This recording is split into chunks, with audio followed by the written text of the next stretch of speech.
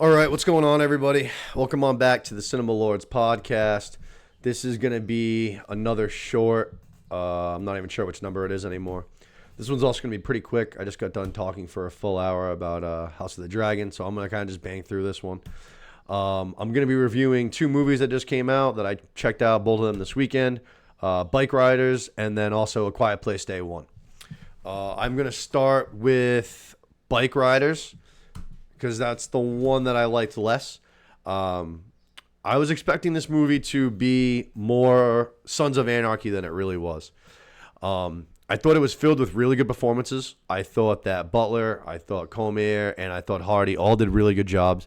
I thought Hardy and Comer a little bit more so. Butler's character, very quiet. Even when he did talk, he was almost whispering.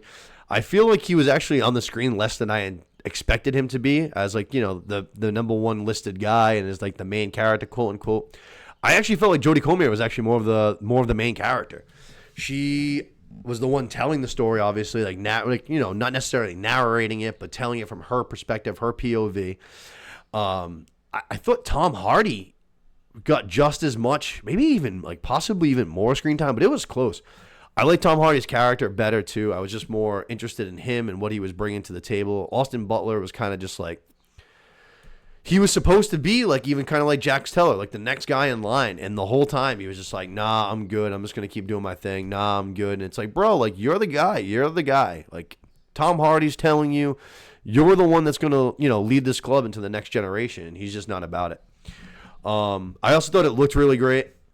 Awesome cinematography. A lot of nice scenery, a lot of riding down the highway, motorcycles. A lot of that was really nice. I just expected more. There was a few times in the movie where things are building up, and you get to a point where it's oh shit, something's gonna happen. I sit up in my seat. I was the only one in the movie theater, by the way, which is fucking awesome. But I sit up in my seat and I'm all right, shit's about to pop off, and then nothing really happened. There was always this lame fucking ending, and then the ending itself, I was all right, things are finally gonna go. This is it. We have 20 minutes left. We're gonna finish fucking strong, and it didn't. The ending left me wanting so much more. The ending was almost a sad ending. I don't know. It was a fine movie. It was fine. I was just a little bored. It definitely could have been better. I feel I expected more from it. Like I said, if they had gone a little bit more the Sons of Anarchy route, I think it would have been a lot more enjoyable. Just a little bit.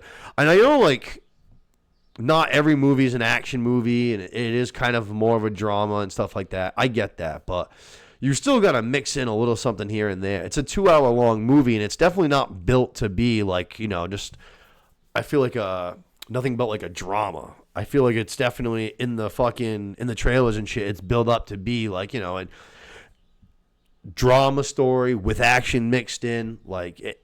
And to me, it just felt really flat on that. So overall, I don't know, a C. I'd probably watch it again, when it came out, just because now I know what it is, and I'd be kind of going into it with a different mindset. And like I said, there still are good parts about it. It's really well acted. It looks really nice. So, it wouldn't be a total waste of time to watch it again. Definitely really wasn't enhanced anyway by seeing it in the theater, I don't think. If you have a nice setup at home, it's going to be the same thing. Which is kind of another thing. You figure all these bikers, there's only a couple of scenes of them all, riding together, where you'd have all that fucking vroom, vroom, vroom, vroom, vroom, vroom.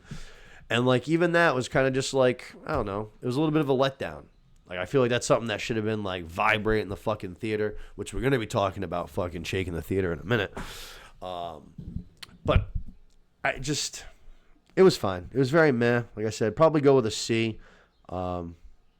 If you're into the storytelling kind of drama, it's something that is very grounded in reality, because this definitely is.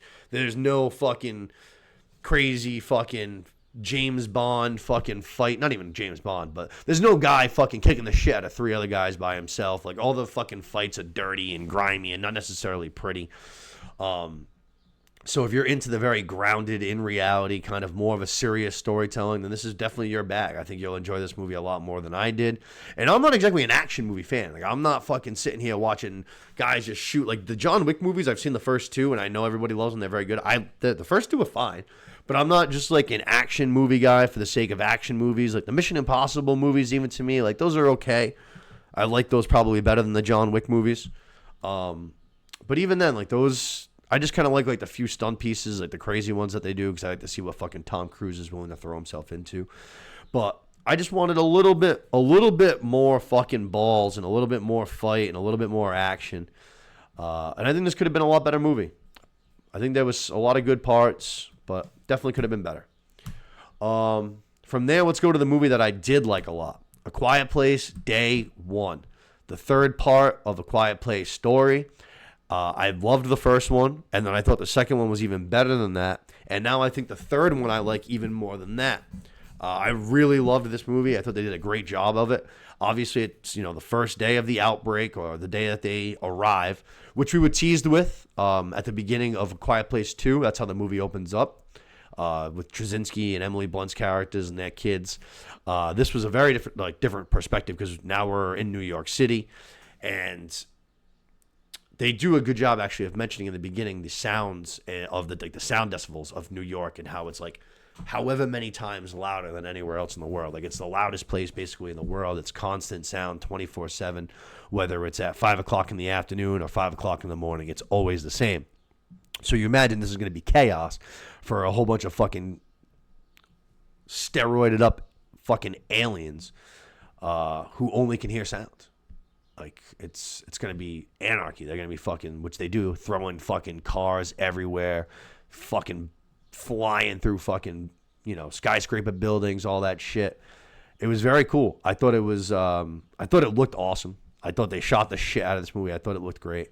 I thought the acting was really good. I love Lupita Nyong'o. I think she's fucking awesome. Joseph Quinn, who's obviously everywhere right now. I like him. I thought he did a good job in this movie. Obviously, he's going to be Johnny Blaze in the upcoming Fantastic Four. He's also going to be in the new Gladiator movie, which some of the stills just came out for that. I completely forgot that he was in that movie. The cast is so loaded. Completely forgot that he was even in it. But I thought they both did a really good job. Obviously, shout out to the fucking cat. Best animal actor of all time. I mean, this cat stole the show. She was the best character. Fucking Frodo. His name, I'm sorry. He stole the show. Frodo was fucking awesome. Great cat actor. I mean, that thing was fucking well trained. As long as it wasn't, entirely CGI'd, which I don't think it was. But I'd have to look into. If it is, fuck me, that'd be pretty funny. But this one is my favorite. It really never let up. It went go, go, go, go, go, go, go the entire movie, but not necessarily like in a bad way. There were a couple of little scenes here and there, mostly between Nyong'o and Quinn, to kind of show more their humane side still, even though all this anarchy is breaking out around them and things are getting crazy. They are still people, and they don't know necessarily like whether to trust one another, because it's a tough spot to trust anybody. I thought they did a good job of expanding their characters into, obviously very good friends by the end of the movie. Well acted, looked awesome. Oh, like I said actually about fucking shaking sound. Went and saw it in IMAX in Providence, and two different scenes, but the same thing actually happened. There's a stampede of whatever you want to call them, the aliens, the monsters. There's a stampede of them as they are just blowing through buildings of New York. And when I say that, it felt like my entire theater was fucking shaking. That is no joke. It felt like the fucking place was vibrating. It was significantly enhanced, in my opinion, by going to see it in IMAX. I'm so glad I did. I think I'm definitely going to go see this again, honestly, before it leaves, because I really, really did like it. My buddy Los, who you guys have seen on the podcast, I'm sure before, he has wanted to see it. He hasn't seen it yet, so I'm probably going to go check it out with him a second time. Hopefully we go to IMAX again, because it definitely is much better in IMAX. I mean, if you haven't seen it, then shame on you, because I just spoiled a bunch of shit, and you should go see it in IMAX. And if you've already seen it and you liked it, then I would suggest going and see it in IMAX if you didn't see it in IMAX the first time, because it definitely, like I said, enhanced the movie. I thought we were going to see a little bit more of Dijman Husman's character just because he obviously is in A Quiet Place 2 at the end of that movie, so we know he was going to survive. He was really just in the movie to tell people to shush. He only had a couple scenes, and every single scene he was just like, shush, shush, shush. Still good to see him, though. He's only in bangers. I mean, obviously, he's the man. He's only in bangers. He's in so much shit. I love him. But, I mean, I think that's pretty much all I got. This I would definitely go higher. This I would go, say, A Quiet Place, I'd probably go, like, B-. And then A Quiet Place 2, I would probably go, like, B-, B+. Yeah, I feel good about that. Like I said, I like them in order of release. The more I like them, so I go 1 B-, I'll go 2 B, and then I'll go with Quiet Place Day 1. I'll go a B+. B+ is good. Yeah, I wouldn't. It's not in the A category, but like I said, I might go check it out in theaters again. If not, I'm definitely gonna check it out like as soon as it comes out, because it was a good time. It was a good watch. It was very fucking entertaining. It was, like I said, nonstop, well acted, great cat, fucking all time fucking animal performance. Great time. Great summer blockbuster. Exactly what it's meant to be. So I would definitely go and check out both of those. I appreciate you guys for checking out the reviews. I appreciate you guys for checking out everything lately. All the episodes have been getting a lot more views and a lot more feedback, and it's really appreciated. It's very, very cool to see people liking the show and watching the show. And I'm thankful, you know. I hope everybody has a good 4th of July. Have fun. Be safe. Come back next week. We're going to be talking more House of the Dragon and everything else. But thanks for watching, and happy watching.